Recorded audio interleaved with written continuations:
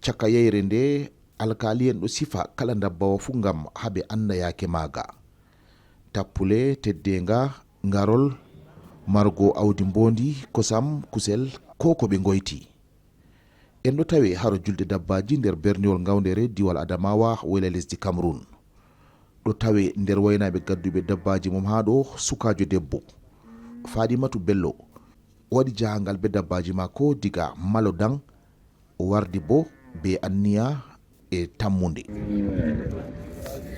Dabbunde waɗi ɗo bo miɗo ayni be nyamdu be ndiyam miɗo hokka ɗum turto kanjum on miɗon no yela nagge ma nge vurta kanke on ɓurdunge woɗugo ha naiji je wari man.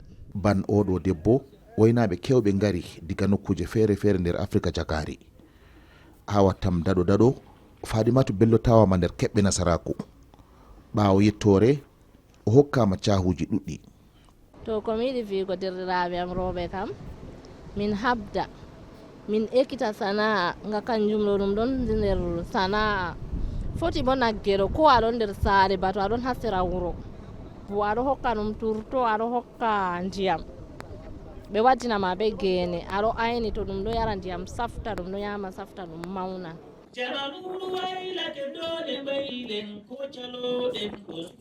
ɗo tawe nder dabbaji gaddaɗi ha ɗo kosamji e kuselji.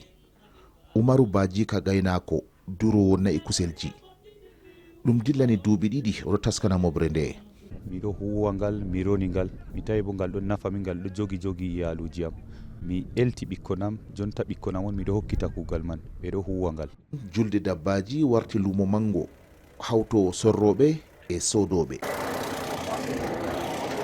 En gaari hade nde saɗirma laddeji pat mbati min ɗo forma éleveur en je suklango no ɓe remata gene je nyamnugo dabbaji.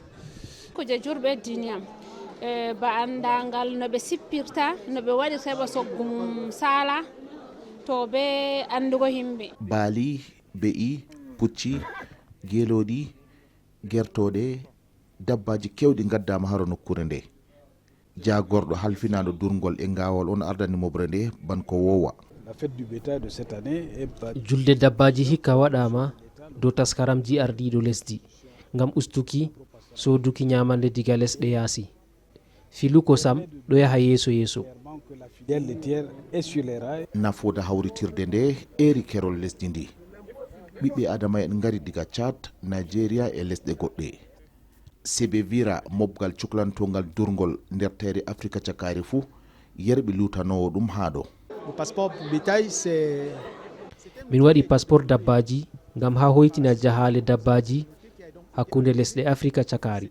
Les échanges de bétail dans la sous-région.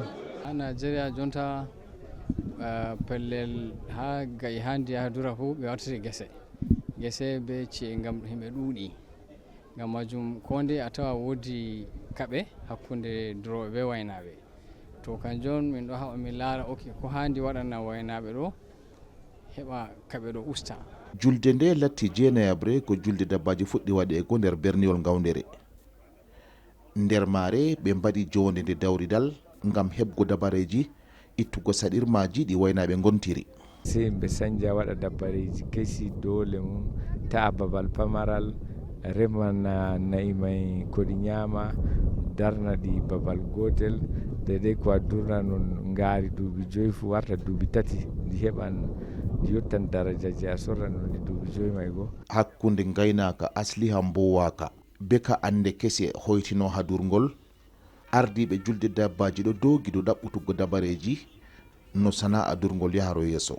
Lorne ma kilo dow ɓiɗo yigo ko samna i min corlo yen